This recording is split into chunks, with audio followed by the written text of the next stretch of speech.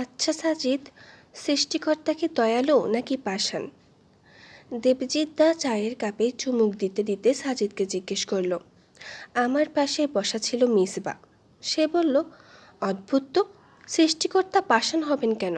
উনি হলেন রহমানুর রহিম, পরম দয়ালু।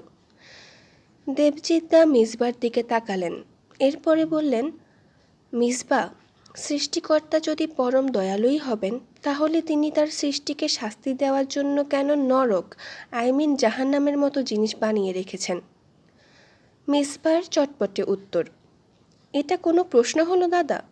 কেউ যদি সৃষ্টিকর্তার কমান্ড ফলো না করে, তাহলে তাকে যদি শাস্তি দেওয়া হয়, সেটা কোনোভাবেই সৃষ্টিকর্তাকে পাষাণ প্রমাণ করে না। মিসবার এই উত্তর দেবজিৎদাকে সন্তুষ্ট করেছে বলে মনে হচ্ছে না। তিনি পাল্টা প্রশ্ন করতে যাবেন, ঠিক এই সময় সাজিদ বলে উঠল, দাদা, আজকের পত্রিকাটা পড়েছ? দেবজিৎদা বললেন, না, কেন? একটা নিউজ আছে। কী নিউজ? সাজিদ দেবজিৎদার দিকে পত্রিকাটা এগিয়ে দিল। পত্রিকার একদম প্রথম পাতায় বড় বড় অক্ষরে শিরোনাম, সোনাগাজীতে ৯ বছরের বালিকাকে ৫ জন মিলে গ্যাং রেপ। বিস্তারিত অংশে যা লেখা আছে তার সারমর্ম এরকম: নোয়াখালীর সোনাগাজীতে ৯ বছরের এক বালিকাকে স্কুল থেকে ফেরার পথে ৫ জন যুবক মিলে ধর্ষণ করেছে। ধর্ষণের পর তারা মেয়েটিকে আহত অবস্থায় ধান খেতে ফেলে যায়। মেয়েটিকে খুব গুরুতর অবস্থায় উদ্ধার করা হয়েছে।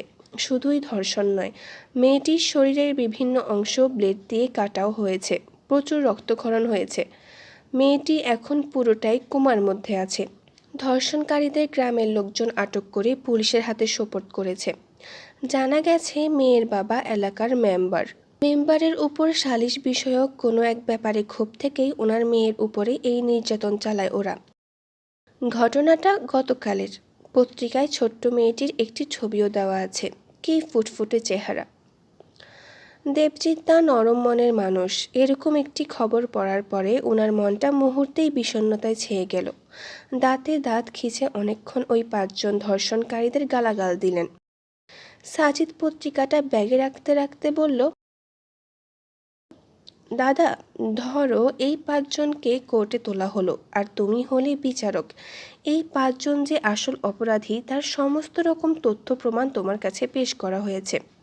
এখন একজন নাবালিকার উপরে এরকম নির্মমভাবে নির্যাতন করার জন্য তুমি কি তাদের শাস্তি দেবে? দেবজিৎদা দাঁত মুখ খিচে বললেন, শাস্তি দিব মানে? শুয়োরের বাচ্চাগুলোকে ফাঁসিতে ঝুলিয়ে দিব। সাজিদ মুচকি হাসল, বলল, সত্যিই তাই? হ্যাঁ, একদম। ফাঁসিতে ঝুলিয়ে এদের মাংস শিয়াল কুকুর দিয়ে খাওয়াতে পারলেই আমার গা জুড়োবে। দেবজিৎদার চোখ মুখ লাল বর্ণ ধারণ করেছে। ওনাকে এরকম অবস্থায় আগে কখনো দেখিনি। সাজিদ এক গ্লাস পানি ওনার দিকে বাড়িয়ে দিল। পানিটা ঠক ঠক করে পান করে উনি শার্টের হাতাতে মুখ মুছলেন। উনি তখনও প্রচণ্ড রেগে আছেন বোঝা যাচ্ছে। সাজিদ বলল, আমি যে দেবজিৎ দাদাকে চিনি সে কিন্তু এতটা হিংস্র না। আমি তাকে জানতাম দয়ালু, ক্ষমাশীল, মহানুভব হিসেবে। সে যে কাউকে ফাঁসিতে ঝুলিয়ে দেবার কথাও ভাবতে পারে, সেটাই বিরাট আশ্চর্য লাগছে। দেবজিৎ দা সাজিদের দিকে তাকালেন। তাকানোতে একটা তাচ্ছিল্যতা আছে। বললেন, শোন সাজিদ, আমি দয়ালু, মহানুভব ঠিক আছে, কিন্তু তার মানে এই না যে আমি কোনো অন্যায় দেখে চুপ করে থাকব। আমার ক্যারেক্টারের ক্রাইটেরিয়াতেই যেমন দয়ালু, মহান, উদার এসব আছে, ঠিক তেমনই আমি ন্যায় বিচারকও। অন্যায়ের কোনো প্রশ্রয় আমার কাছে নেই। বিচারক হিসেবে তুমি চাইলেই ওই ৫ জন অপরাধীকে ক্ষমা করে দিতেই পারো। সাজিদ বলল, হ্যাঁ পারি, কিন্তু তাহলে যে ওই নিষ্পাপ মেয়েটার সাথেই অন্যায় করা হবে, অবিচার করা হবে, আমি সেটা পারবো না। তাহলে কি ধরে নেব যে তুমি পাষাণ, কঠিন হৃদয়ের, তোমার মাঝে কোনো ভালোবাসা নেই, মমতা নেই? দেবজিৎদা উত্তেজিত হয়ে বলে উঠলেন, আশ্চর্য, তোর বুদ্ধিশুদ্ধি কি সব লোপ পেয়েছে রে সাজিদ? ৫ জন লোক ঘোরতর অন্যায় করেছে। তাদের অন্যায়ের জন্য আমি তাদের শাস্তি দেব, এটাই স্বাভাবিক। একজন বিচারক হিসেবে এখানে ন্যায়ের পক্ষ নেওয়াই আমার ধর্ম, আমার প্রেম, আমার ভালোবাসা। এটা কি প্রমাণ করে যে আমি পাষাণ? সাজিদ আবার মুচকি হাসল, বলল, দাদা, তোমাকে উত্তেজিত করার জন্য দুঃখিত। না, তুমি আসলেই খুব ভালো। সৃষ্টিকর্তা যেমন পরম দয়ালু ক্ষমাশীল, ঠিক তেমনি তিনি আবার একজন ন্যায় বিচারকও। তিনি কারোর সাথে বিন্দু পরিমাণও অন্যায় হতে দেন না। সৃষ্টিকর্তা আমাদের সবাইকে সৃষ্টি করেছেন, তিনি আমাদের জন্য কিছু নির্দিষ্ট রুলস তৈরি করে দিয়েছেন। এখন কিছু লোক এই রুলস ফলো করে যদি তার দেওয়া বিধান মতো জীবনযাপন করে, তাদের তিনি পুরস্কার হিসেবে জান্নাত দেওয়ার আশ্বাস দিয়েছেন। এখন একদল লোক নামাজ কালাম পড়ে, মিথ্যা কথা বলে না, লোক ঠকায় না, চুরি রাহাজানি করে না, সুদ ঘুষ খায় না, মানুষ খুন করে না, মোদ্দা কথা সকল প্রকার অন্যায় থেকে নিজেকে গুটিয়ে রাখে, কেবল স্রষ্টার সান্নিধ্য লাভ এবং তার প্রতিশ্রুত জান্নাতের জন্য। অপরদিকে আরেক দল লোক এসবের থোড়াই কেয়ার করে যদি ভোগবিলাসে মেতে উঠে সকল অন্যায় কাজ করে, স্রষ্টার অবাধ্য হয়, তাহলে স্রষ্টা যদি দয়াপরবশ হয়ে তাদেরকে আগের দলের সাথে জান্নাতে পাঠিয়ে দেয়, তাহলে এটা কি ন্যায় হলো? প্রথম দলকে তো ঠকানো হলোই, সাথে কি পরের দলের সকল অন্যায়কে মেনে নেওয়া হলো না, প্রশ্রয় দেওয়া হলো না? তুমি যেভাবে বিচারকের আসনে বসে ক্ষমতা থাকার পরও ওই 5 জনকে ক্ষমা করে দিতে পারো না কেবল ন্যায় প্রতিষ্ঠার জন্য, স্রষ্টাও কি সেটা পারেন না? দেবজিৎ তা কিছু বললেন না। সাজিদ আবার বলল, এটা হলো স্রষ্টার ক্রাইটেরিয়া।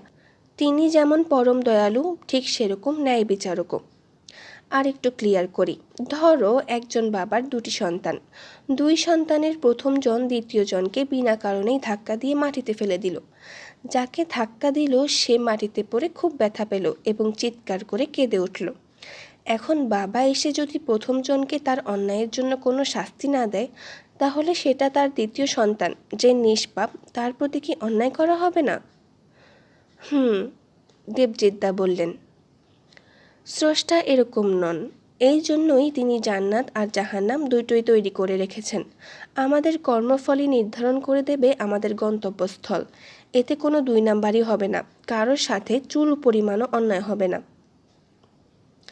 দেবজিৎদা বললেন, তা বুঝলাম, কিন্তু তিনি যেহেতু স্রষ্টা, তিনি আমাদের চেয়ে 1000 গুণ দয়ালু হবেন, এটাই স্বাভাবিক।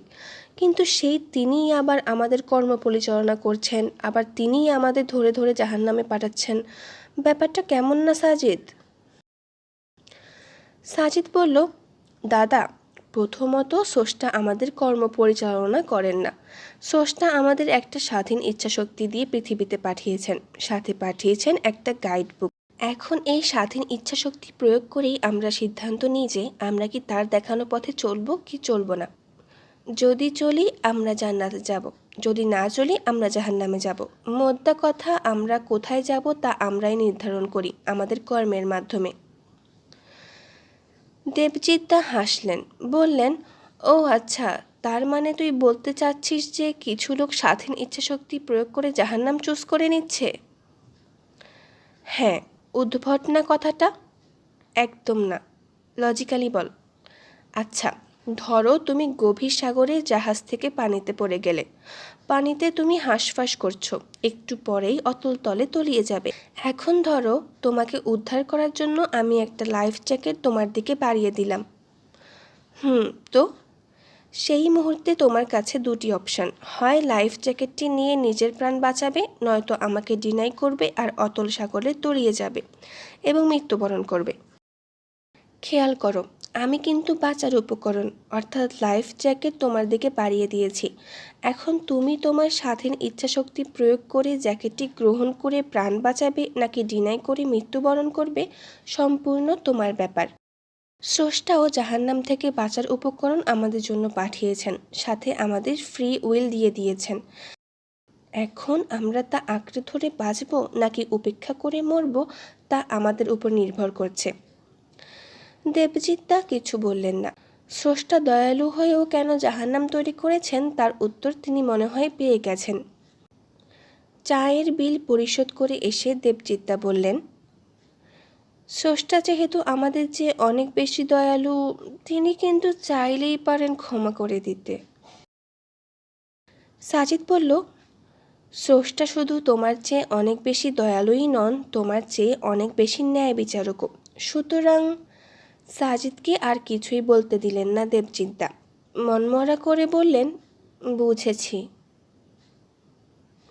সাজিদ হাসল। দেবজিৎদার এই চাহনি দেখে আমাদেরও হাসি পেল। আমরাও হাসলাম। আমাদের হাসতে দেখে তিনিও আমাদের সাথে হাসা শুরু করলেন। হা হা হা।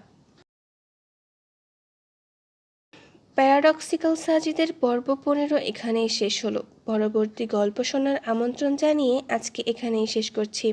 আল্লাহ হাফেজ।